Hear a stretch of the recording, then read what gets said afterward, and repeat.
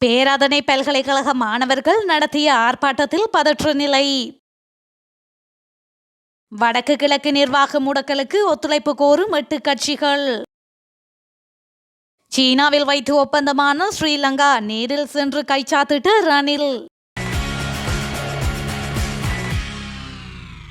பேராதனை பல்கலைக்கழக மாணவர்கள் நடத்திய ஆர்ப்பாட்ட பேரணியை கலைக்க காவல்துறையினர் கண்ணீர் புகை குண்டுகளை பிரயோகம் செய்துள்ளனர். பேராதனை கண்டி வீதி ஊடாக மாணவர்கள் நடத்திய மாணவர் உரிமைக்கான ஆர்ப்பாட்ட பேரணியை கலைக்கவே இவ்வாறு தாக்குதல் மேற்கொள்ளப்பட்டுள்ளது. இந்த நிலையில் அவ்வீதியினூடாக போக்குவரத்து பாதிக்கப்பட்டுள்ளதாக அங்கிருந்து கிடைக்கும் தகவல்கள் தெரிவிக்கின்றன. வடக்கு கிழக்கில் எதிர்வரும் 20ஆம் தேதி பொது முடக்கத்திற்கு தமிழ் பேசும் மக்களின் ஆதரவையும் ஒத்துழைப்பையும் நாம் உரிமையுடன் வேண்டுகின்றோம் என 8 தமிழ் கட்சிகளும் கூட்டாக கோரியுள்ளன. யாழ் ஊடக அமையத்தில் இன்றைய தினம் இடம்பெற்ற ஊடக சந்திப்பின் போதே இந்த அறிக்கை வெளியிடப்பட்டுள்ளது. அந்த அறிக்கையில் மேலும் குறிப்பிடப்பட்டுள்ளதாவது: இலங்கை தீவு சுதந்திரமடைந்து 75 வருடங்கள் கடந்துவிட்ட போதிலும் தமிழ் பேசும் மக்களாகிய நாம் உரிமைகள் மறுக்கப்பட்ட நிலையில் தொடர்ந்து நீதி கோரி நிற்கின்றோம். போர் முடிந்து 14 வருடங்கள் உருண்டோடிவிட்டன. இருந்தும் இதுவரையில் எமக்கு நீதி வழங்கப்படவில்லை. மாறாக எமது துன்பங்களும் துயரங்களும் நீடித்து நிற்கின்றன. மீதான அழுத்தங்களும் நெருக்குதல்களும் தொடர்கின்றன. எமது தாயகமான வடக்கு கிழக்கு மாகாணங்களில் எமது பெரும்பான்மை பலத்தை சிதைத்து இருப்பை பலவீனப்படுத்தி உரிமை கோரி நாம் எழுந்து நிற்க முடியாத நிலைமையை காலப்போக்கில் ஏற்படுத்தும் இலக்குடன் அரசாங்க மட்டத்திலும் அதன் ஆதரவோடும் பல்வேறு நடவடிக்கைகள் தீவிரமாக மேற்கொள்ளப்பட்டு வருகின்றன.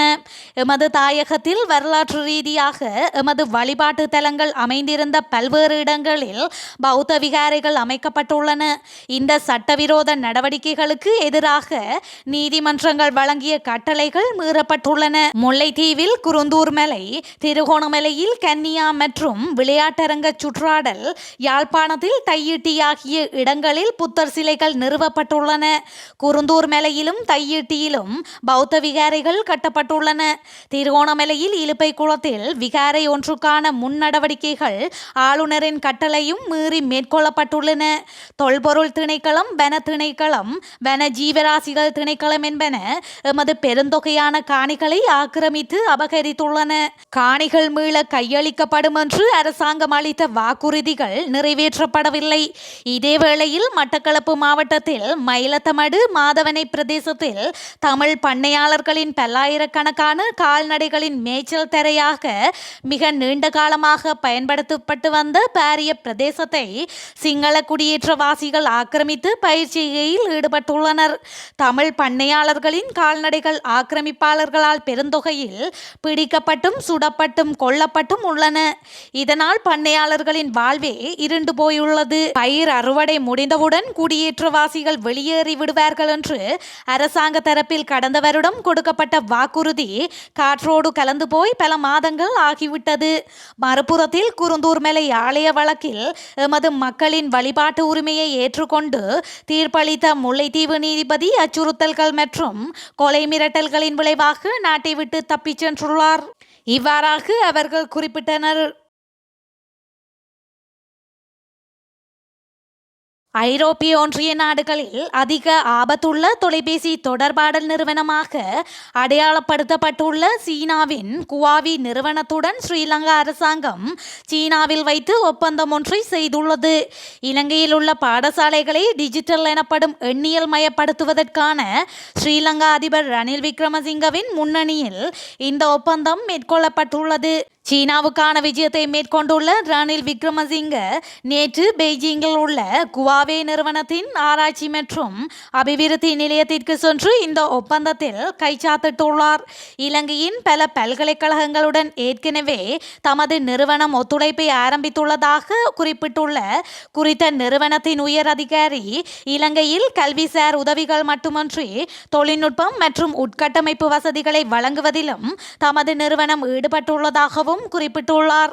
இந்நிலையில் இலங்கையின் எண்ணியல் கல்வி முறை மற்றும் பசுமையாற்றல் உற்பத்திக்கு ஆதரவளிப்பதில் சீன அரசாங்கம் மற்றும் குவாவே ஆகிய நிறுவனங்களின் முக்கிய பங்கை வலியுறுத்தினார்.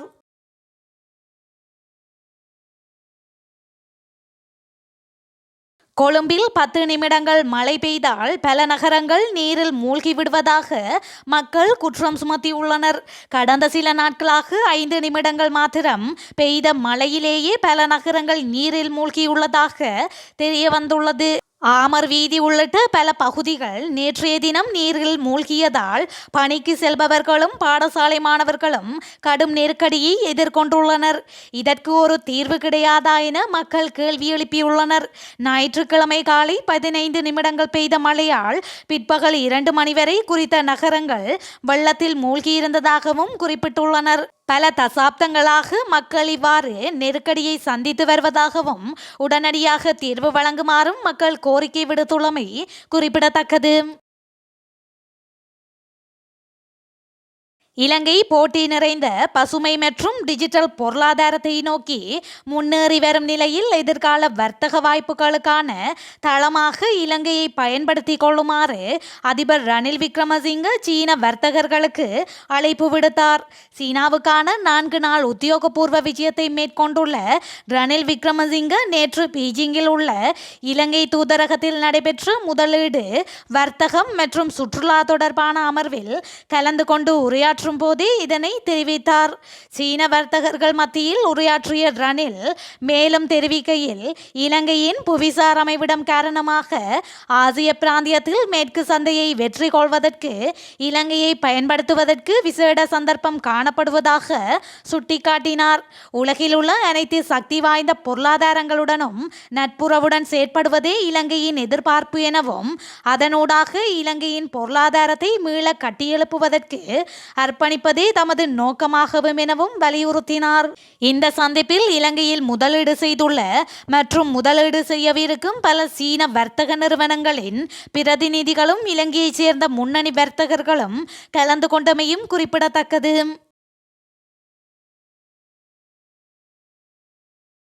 ஹாசா பகுதியில் உள்ள மருத்துவமனை மீது இஸ்ரேல் படைகள் நடத்திய தாக்குதலில் 500க்கும் மேற்பட்டோர் உயிரிழந்துள்ளனர்.